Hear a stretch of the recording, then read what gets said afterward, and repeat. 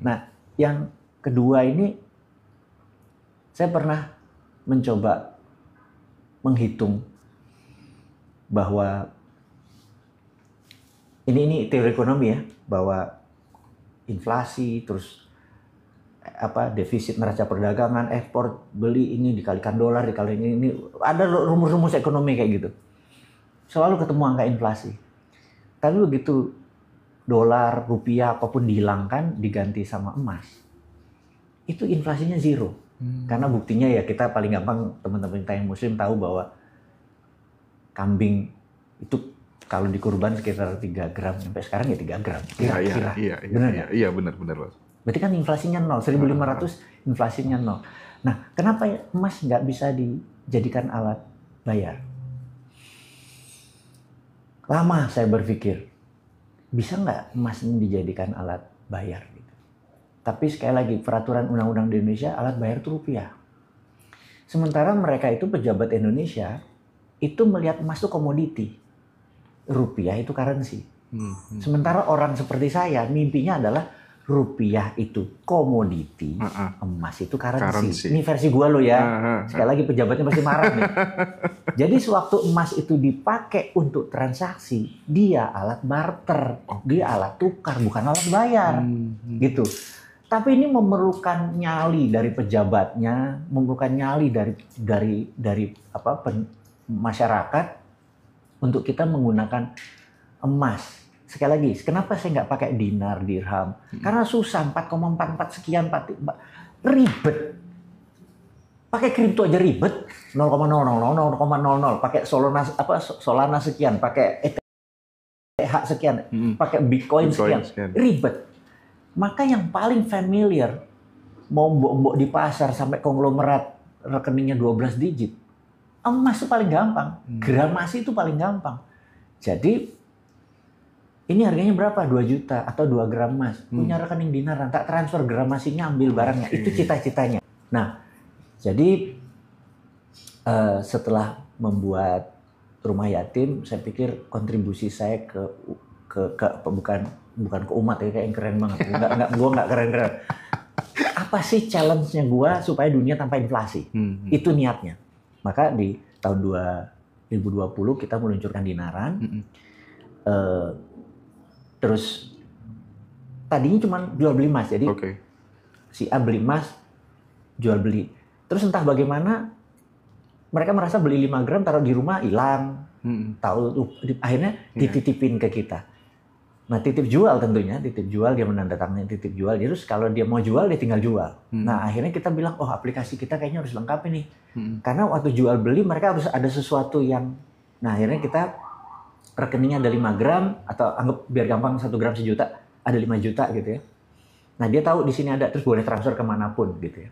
Terus lama-lama mereka malah menaruh ininya, karena ini bisa ditransfer kemanapun, bahkan sekarang bisa QRIS out, gitu. Jadi bisa transaksi 200.000, lihatnya banyak. Jadi kalau harganya emas naik ya mereka belanjanya 0, mereka belanja pakai itu. Nah alhamdulillah hari ini baru 430.000 kali ya member dari dinaran, dan setiap hari ada sekitar 15.000 transaksi in out. Sama seperti money changer, pasti ada yang jual, ada yang beli. Mas juga pasti ada yang jual, ada yang beli. Nah, sebagian ada yang menggunakan ini sebagai alat tukar. Jadi beberapa komunitas sudah menggunakan ini alat tukar. Nah, begitu kalau teman-teman sekarang dimanapun menganggap bahwa kita tahu mau berhaji, kalau dihitung pakai gramasi nggak pernah naik. Berumroh itu pakai gramasi nggak pernah naik. Mau sekolah anak, gramasi nggak pernah naik. Kalau mau bahkan melahirkan, mau sesar, pakai gramasi itu nggak pernah naik. Tapi kalau sekarang sesar 17 juta, terus tahun depan 18, 10 tahun lagi anak lo keempat, total lo biaya sesar 25, kan kayak gitu kan. Tapi secara gramasi sebenarnya sama. Jadi akhirnya kita mau mempromosikan gramasi tadi sebagai alat simpan Anda di dinaran, tapi adalah yang saya inginkan adalah kemana emas ini ke depan.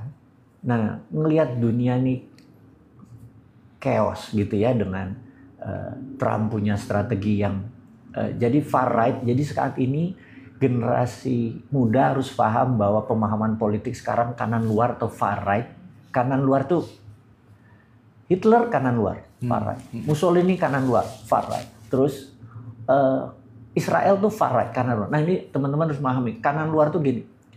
Orang yang sangat nasionalis tuh kanan luar. Orang yang sangat agamis tuh kanan luar. Jadi Israel adalah agamanya Yahudi, dia kanan luar tuh. Jadi far right tuh. Nah saat ini Meloni, Perdana Menteri Italia itu far right. Yang baru-baru ini semua kanan luar semua. Erdogan far right. Putin kanan luar semua, bahkan Zelensky far right, Trump. Jadi mereka far right ini yang kanan luar ini sangat nasionalis. Apa aja pokoknya negara gue. Jadi dia bisa memilih 11 juta imigran keluarin, tapi dia bilang kalau lu punya 5 juta dolar gue kasih lo bukan green card tapi golden card. Warga negara Amerika, tapi dia mau buang orang bodoh masukin orang pinter. Saya pikir boleh juga nih. Gue buang imigran, terus kita masukin yang tajir-tajir, pintar-pintar. Kan gue nih Trump gitu ya. Nah, dengan dunia yang chaotic kayak gitu, kita perlu safe haven atau sesuatu yang aman. Emas ini, saya pikir sebentar lagi 2 juta 1 gramnya. Oke. Nggak sampai 2030, Pak? Jangan-jangan ya, jangan-jangan. Makanya, tapi apapun itu, momennya itu tepat untuk teman-teman, ya udah.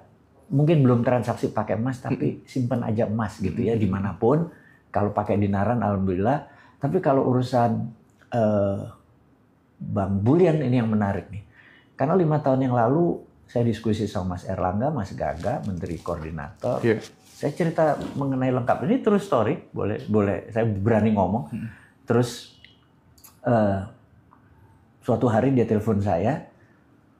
Dia bilang, bro, sorry, gue sambil tanda tangan.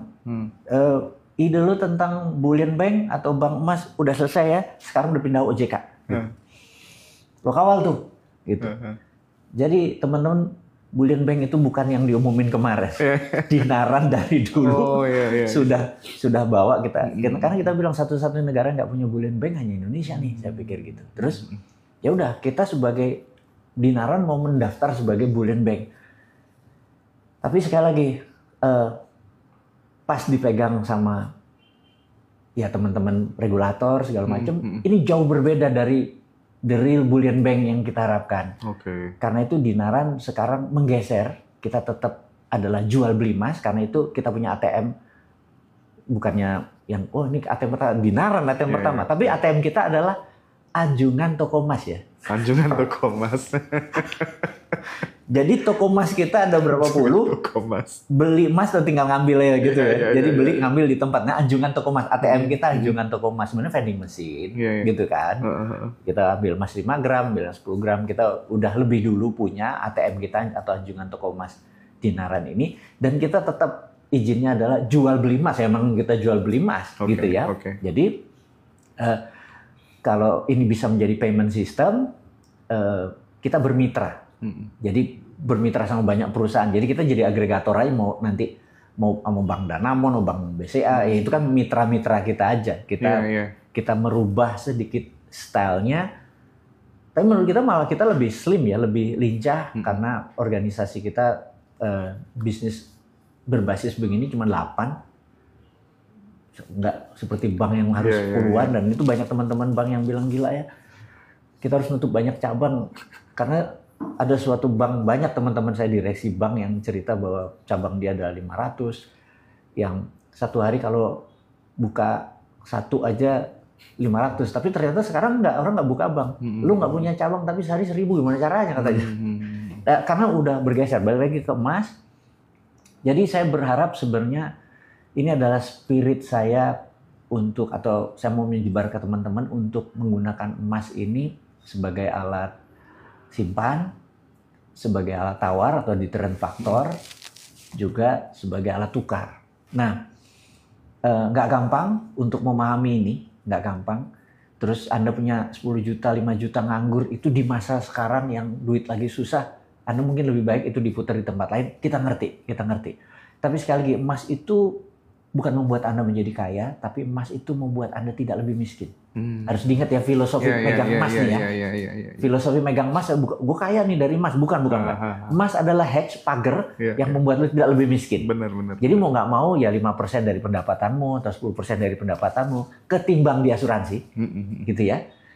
Itu lebih baik ditaruh di emas sebagai insurance-mu yang tidak membuatmu lebih miskin. Gitu kira-kira ya. Pak, gitu banyak yang tanya bagaimana caranya join di aplikasi dan lain sebagainya, gimana? Pengen join di Dinaran ada di Google Play, ada iOS. Terus kalau yang web base ada di dinaran-gold.com. Jadi teman-teman bisa join di sana atau nanti ditulis di YouTube-nya Ngaji Roso. Itu angkanya lebih ini, Anda nggak akan meleset tuh. Siap. Nanti teman-teman bisa kontak admin ya, yang mau join di Dinaran gitu ya. Nanti kita fasilitasi. Terus Pak, ini Cina Pak.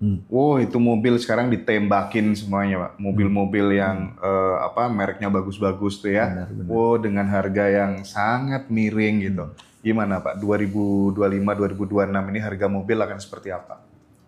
Nomor satu, industri mobil ini membuat mobil bekas nggak laku. Waduh. Bener. Karena mobil bekas sama mobil baru sama Cina masih lebih murah mobil baru Cina. Bener nggak? Gitu. Jadi Cina sudah melakukan hal yang namanya efisiensi. Dia sudah mengkat produksi itu menjadi efisiensi. Nah, pertanyaannya, kenapa bisa efisiensi secara ekonomi bahwa kalau harga barang itu 500 juta, maka waktu dia jual ke negara lain, dia akan mendapatkan dolar. Benar nggak? Kira-kira kan? Maka dolar yang akan didapat itu, pemerintah Cina ini atau Tiongkok ini berani printing money berbasis itu. Sehingga dia bilang, jual aja 400 juta. Yang 100 gue yang subsidi. Karena dia tahu bentar lagi dapat dolar. Iya, benar. Senilai 400 juta. Benar. Ya, di print 1:1 nih, tak kasih 100 gitu kan. Sehingga negara mana yang dagang dengan HPP minus? Ya nggak bisa. Kita udah nggak bisa berkompetisi dengan cara Cina dagang. Jadi cara dagangnya Western atau ala Barat yang di kepala ini udah nggak berlaku. Cina udah punya gaya sendiri. Ini ini true story. 6 bulan yang lalu saya ada sahabat saya, Wan Adam Wan Perwira, dia orang Malaysia, teman kuliah dulu waktu di negeri seberang, dan dia pernah tinggal di Indonesia 3 tahun sebagai kepala salah satu kredit card di Indonesia, orang Malaysia ini, jadi country manager di sini. Kemudian dia ngambil sebuah program namanya DBA, Doctor in Business Administration. Doctor in Business Administration itu jarang, bisa kita ngambil S3-nya lebih ke profesor, bukan doktor gitu ya. Jadi menarik nih. Terus singkat cerita, 6 bulan yang lalu, kita ini kan sering belanja ilmu gitu ya. Karena kalau kita mau jual ilmu, harus belanja ilmu, kira-kira gitu. Dia bilang, ini ada satu orang Chinese, besar di Hong Kong, bahasa Inggrisnya bagus. Dia ngadain kelas di Malaysia, selalu sold out katanya. 3 hari, Kamis, Jumat, Sabtu gitu. Terus di rupiahnya sekitar 63 juta. Saya bilang, oke, gue join. Dia bilang gitu. Nah, di pelajaran itu selama 3 hari ada yang menarik. Terus salah satunya saya bersyukur karena kita Melayu, mereka nggak tahu bedanya orang Indonesia sama orang nggak tahu gitu. Yang ada kalimat yang ini, kalau lu nanti pinter, gue kasih saran satu. Yuk kita bareng-bareng mengeksplor Indonesia. Karena Indonesia tuh bodoh-bodoh katanya. Saya kaget. si ditendang gue sama Adam. Iya. Saya nggak sahur. Gila, gue dibilang bodoh bangsa Indonesia gitu ya. Terus si Adam nanya, excuse me, why you say that Indonesia tuh bodoh-bodoh dalam bisnis? Oh gini katanya. Gue tuh berapa kali workshop. Gue nggak pernah workshop di Indonesia, tapi waktu di Australia ada orang Indonesia, waktu di sini ada orang Indonesia. Kalau di Hong Kong tuh nanya gini, Sir, gue ini udah 3 tahun terakhir, omset gue tuh 5 juta dolar tuh setahun tuh stuck terus gitu. Gimana cara naiknya gitu? Atau, Sir, gue nggak mau IPO, tapi omset gue gimana bisa scaling, bisa 100%, 100%. Sekarang sales gue stuck nih di 20 juta dolar gitu ya. Kalau orang Indonesia nanya gini, bos, bisnis apa yang bagus? Ini langit dan bumi kan ya? Pertanyaan itu sangat basic. Dia bilang, ini bangsa bodoh mau dagangnya gitu loh. Karena pertanyaan itu sangat basic. Gitu. Gue malu Pak denger itu Pak. Ini gue bilang, oh pantas. Jadi, nah karena bodoh enak dieksploit. Nah ceritanya gini, siapa di sini tahu rumus-rumus barat 4P apa price apa promotion gitu-gitu kan 4P itu kan teori barat. Dia bilang nggak berlaku lagi teori barat. Kita nih orang Asia, spirit Asia beda sama barat. Kalau lu pakai barat dia yang kaya, lu cuma dipakai katanya. Kita harus pakai ilmu timur. Terus dia bilang, lu tahu Lincoln kopi itu bertumbuh sehari 100 kali sehari. Terus supermarket minimarket seperti dia sebut nama-nama supermarket Amerika, supermarket Jepang, 7-Eleven segala macam tuh ke rumah hengkang kaki. Dia bilang, tahu rumusnya? Karena kami kalau di Cina dagang itu hari pertama harus profit. Ntar dulu, hari pertama profit gimana caranya? Modal per modal, nggak ada modal. Contoh kata dia bilang, lu mau buat laundrynya 10, satu mesin laundry 100 juta, lu perlu 1 miliar. Oke, gue tanya sama lu laundry berapa ongkos sebulan, laundry berapa kilo? 200 ribu kira-kira 200 rupiah. Oke, gini deh, 200 ribu kalau kali 12 kan 2,4 juta. Bilang sama dia, lu bayar 1 juta sekarang, 1 hari 2 kilo, setiap hari 2 kilo. Jadi lu ambil tuh, jadi kalau ada 1.000 orang, lu udah balik modal hari pertama. Jadi nggak pakai rumus barat, marketing lah, ini presentasi nggak ada. Lu cari, kalau nggak ada 1.000 gue usah dagang, kata dia gitu. Terus lu berapa ke Indomaret katanya? Sebulan berapa? 500 ribu, oke, kalikan 12 orang, 6 juta. Bayar 3 juta sekarang, setiap hari 4 barang. Gila nggak? Jadi begitu udah sekian, udah balik modal dia katanya. Dan dia langsung nawar, jadi semua itu diubah bener-bener sama si cara Cina berpikir. Saya bilang, pantas lu tajir, lu nggak? Digas. Nah, prakteknya di Indonesia. Kita buat perusahaan di Malaysia nih, praktek di Indonesia. Kita buat laundry lah, kita buat ini. Tutup itu Indomaret, dia tahu Indomaret, apa mau dia bilang, ubah kita semua. Saya pikir nih, ini Cina nih game changing ini. Gitu, apa-apa ditarik ke depan. Jadi modal nggak ada. Karena itu lu bisa punya 100 laundry dalam sekali bangun. Lu bisa punya sekian minimarket sekali bangun. Kata dia gitu. Karena lu udah secure market. Lu ambil di depan, dia udah bayar. Tinggal yang sisanya lu profit katanya. Agak gendeng, Pak. Gue bilang, ini bener kalau di Indonesia itu bodoh-bodoh nanya basic. Gue bisnis apa ya Pak? Ini gue punya segini, invest di mana ya Pak? Masih basic pertanyaannya. Dan itu saya pikir banyak teman-teman yang loro hati dengan omongan begini, bener nggak? Tapi yang penting lo digambarin tuh penting. Jangan-jangan lo mengurang banyak sakit hatinya gitu loh. Gimana lo bisa ngomong ke dalam, lo nggak pernah sakit hati?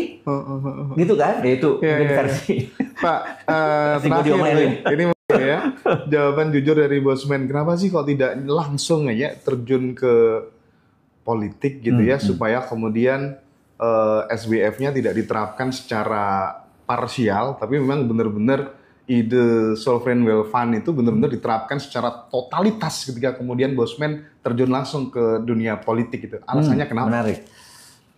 Kita tuh punya new mind atau pemikiran baru. Jadi selama pemikirannya tidak baru, perilakunya nggak akan baru. Gitu. Nah, collective belief ini, jadi pertama ini ada namanya personal belief. Misalnya saya punya mimpi gitu ya. Nah, mimpi saya ini kalah dengan collective belief, dengan mimpi bersama. Contoh. Ada busway isinya 50 penumpang, terus saya berdiri tengah jalan. Gue sakti nih. Gue nggak akan mati ditabrak, bener nggak? Yang 50 orang di atas tuh mampus. Gue kalah collective belief. Bener kan? Iya. Mampus lah gitu. Iya, benar. Nah, jadi karena belief gitu ya. Nah, balik lagi. Saat ini kita bergerak dengan menu mind gitu ya. Sebenarnya menu mind itu di sini ada rasa oposisi, rasa gubernur itu mana akal-akalan kita. Ada gitu sate gede. Iya gitu, itu akal-akalan. Terus kita ada dinaran, terus kita ada produk-produk kita yang lain. Tujuannya adalah kita pelan-pelan dulu membuktikan bahwa produk ini diterima ke masyarakat. Jadi kita pikir sambil mengeducate. Jadi saya pikir 2034 gini, saya bukan pengen menjabat. Tapi saya pengen ideologi ini, saya ideolog. Ideologi ini, pemahaman ini difahami oleh generasi muda yang tidak terkontaminasi oleh jabatan yang kemarin. Oke. Harus clear. Jadi ini anak-anak muda ini yang usianya yang milenial, 43 ke bawah, umurnya saya jejelin terus. Sehingga marahnya mereka itu produktif. Dan mereka harus punya jam terbang dulu nih. Punya jam terbang dulu. Karena kalau saya sendirian, menerapkan gini, saya benar-benar harus megang power. Saya harus jadi nomor satu, megang power. Nah, pada saat untuk megang power saya absolut, gimana megang power itu absolut? Nah, absolut pasti ditentang kan? Pasti saya akan hari pertama dekret presiden gue keluarin, gue bubarin DPR. Pasti. Habis itu gue jalan pakai perpres, pakai peraturan presiden. Ditembak, Pak. Iya bener nggak? Masuk surga lah gue kalau gitu. Nah, karena kita pengen tunggal dulu. Nanti mungkin tahun kedua, tahun ketiga baru kita balikin lagi ke ini. Tapi ini harus otoriter dulu, gitu. Terus, ya tembak mati dulu 100 orang, bener nggak? Koruptor maksudnya? Koruptor, pastilah, bener nggak? Oh iya. Bosman mendukung itu ya? Dan gampang caranya adalah, wahai teman-teman yang merasa diri lo korupsi kemarin, tolong balikin. Gue kasih waktu 1 bulan. Setelah 1 bulan ini, kalau lo nggak balikin dan ternyata tangkap, 1 lo gue hukum mati dan seluruh keluarga lo nggak boleh pakai fasilitas publik. Jadi dia nggak boleh pakai ke rumah sakit publik, jalan publik, lo pakai swasta doang, karena lo nggak berhak, gitu. Dan kakaknya ditandain dia nggak boleh jadi tentara, nggak boleh jadi polisi, nggak boleh jadi pegawai negeri, nggak boleh. Lo sisi swasta aja, gitu. Selain dimiskinkan kan, gitu. Karena itu harus diterapkan dulu nomor 1. Menurutku begitu itu bersih, bener nggak? Nah baru kita menyelesaikan. Nah menyelesaikan cuma ide doang. Begitu semua udah pinter, gue juga resign. Udah yang muda-muda yang ngejalanin, gue cuma buka doang. Nah sekali lagi balik, saya bukan malu politik. Malu politik itu di otak A, ngomongnya B, perilakunya C. Efeknya D, bener nggak? Gue nggak bisa nebak, nggak fun menurut gue versi kayak gitu. Karena di bisnis menarik di bisnis itu. Business is united. Iya. Karena politik itu divided, membagi, iya kan? Sampai sekarang residunya masih kebagi terus. Tapi bisnis united, mau lo menyembah berhala, kayak lo mau ini orientasinya profit, bener nggak? Jadi di dalam berbisnis kita bersinergi gitu. Nah, jadi saya pikir kita nggak usah bicara politik dulu, tapi ideologi ini akan terus cara cerdas bernegara ini. Saya pikir dengan 1000 video selesai. Ternyata begitu Trump begini, mereka bilang ini gimana cara bernegaranya Trump ya? Terus gimana Putin bernegaranya? Terus kok terus Bukele yang ini kok keren juga pakai Bitcoin. Kok ini bergerak terus gitu ya? Terus MBS ini Muhammad bin Salman 2017 di umur 30-an. Terus merubah game changing Saudi yang cewek boleh nyetir, ada hak ini, terus ada bioskop, ngagetin dunia kan, gitu. Terus dan growth-nya Saudi menjadi berbeda permainannya, gitu. Nah hal-hal seperti gini banyak yang nanya, Bosman ini gimana diajarinnya, ini gimana sih bermainnya? Saya pikir kok jadi nggak kelar-kelar karena dunianya begitu dinamis dan penting anak muda ngerti cara bernegara, terus mengerti cara make money. Saya pikir udah deh ideologi saya terus diterapkan di channel-channelnya Bosman. Walaupun sekarang ini kita lagi selected kita bener-bener lagi memilah bener-bener yang join ini. Maaf ngomong ya, saya ngomong apa adanya ke teman-teman semua. Timnya Bosman yang sekitar 11 orang di sosial media memutuskan untuk kita hanya mau mencari follower yang mau kaya atau yang sudah kaya dan mau berkolaborasi. Kita nggak peduli sama ideologinya dia. Nah biasanya kalau Bosman sudah mengirim Habib, gua unfollow. Terima kasih. Gue mau clear. Jadi mungkin agak sedikit berkurang karena kita lagi buang-buangin. Alias kita nyari yang kantongnya tebal. Bener nggak? Yang terus mau berteman, mau kaya. Ada yang kantongnya tipis tapi mau kaya. Nah kaya itu kan pasti koneksi kan. Kalau dia gue unfollow, Pak, di dalam bisnis gue kasih tahu 90% tuh nggak suka sama partner lo karena perbedaan. Tapi kita satu pandangan dalam make money. Kalau kita nyari yang perfect semua, kawin aja lo nggak pernah. Iya. Jangan kan berbisnis, bener nggak? Karena dunia ini nggak ada yang perfect. Itulah gunanya kita harus mengerti sesuatu yang berbeda. Iya. Menurutku kalau kita nyari yang sama, semua seragam, dunia jadi homogen, nggak menarik, bos. Nah, jadi menurut saya, jadi teman-teman, tujuannya kita ke depannya adalah yuk bareng-bareng. Kalau yang kantongnya tipis jadi tebel, yang kantongnya tebel jadi lebih tebel, dan kita meniadakan ideologi-ideologi yang macam-macam. Karena itu kita lagi buang nih, kita benar-benar lagi ngeritik dengan harapan lu unfollow. Dan kita garansi 100% yang unfollow pasti punya poverty conscious atau punya kesadaran miskin. Setuju. Teman-teman di Ngaji Roso kan mayoritas tidak setuju sama Habaib begitu kan. Nanti follow ya channelnya Bosman Mardigu semuanya ya. Tapi tadi yang disampaikan Bosman itu tentang belief kolektif itu kan terbukti yang dilakukan oleh Lee Kuan Yew ya Bosman ya. Benar. Iya kan Singapura jadi seperti itu gitu ya. Menarik. Itu bukti nyata dengan postcard dikirim ke rumah-rumah, diajak mimpi bersama gitu. Benar. Kita butuh leader seperti itu deh kayaknya ya. Insya Allah, nyampe kok bentar lagi. Iya, amin. Terakhir, Sadar Kaya. Apa yang akan didapatkan teman-teman jika baca buku Sadar Kaya? Pesan Bosman untuk sahabat Ngaji Roso di mana berada? Teman-teman, saya mencoba menulis Sadar Kaya atau prinsipnya sebenarnya ABC ya, awareness before change. Jadi perubahan itu ada change. Kesadaran. Itu diawali dengan kesadaran. Betul. Setelah ada kesadaran baru ada ini ABC lah ya, awareness before change, biar gampang teman-teman. Nah, kesadaran ini tentunya ya sadar kaya, sadar sehat, sadar bahagia, itu harus sadar gitu ya. Kita pilih, gue pengen bahagia, gue pengen sehat, gue pengen relationship gue bagus sama orang. Itu benar-benar dengan sadar kita milih.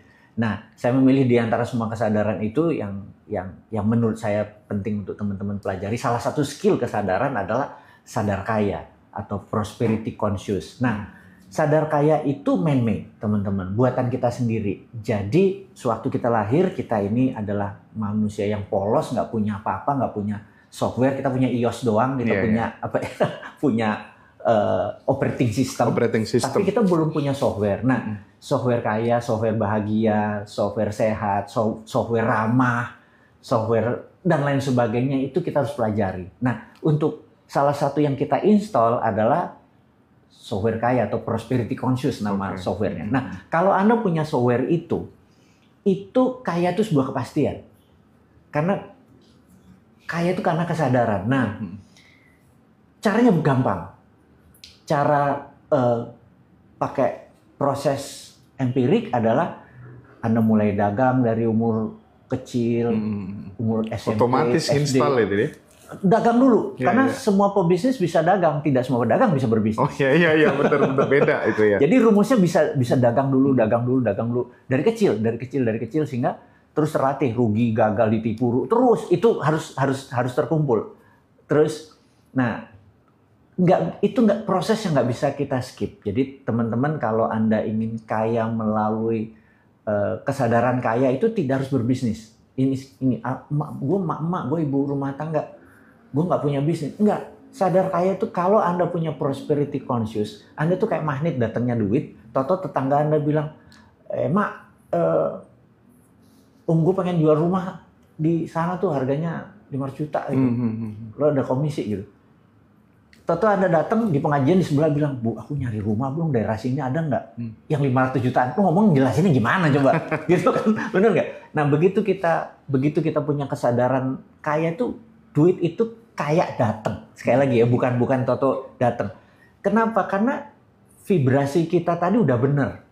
Jadi mau itu selama Anda punya profesi, mau ibu rumah tangga, pembantu, ada aja cara. Mau bukti?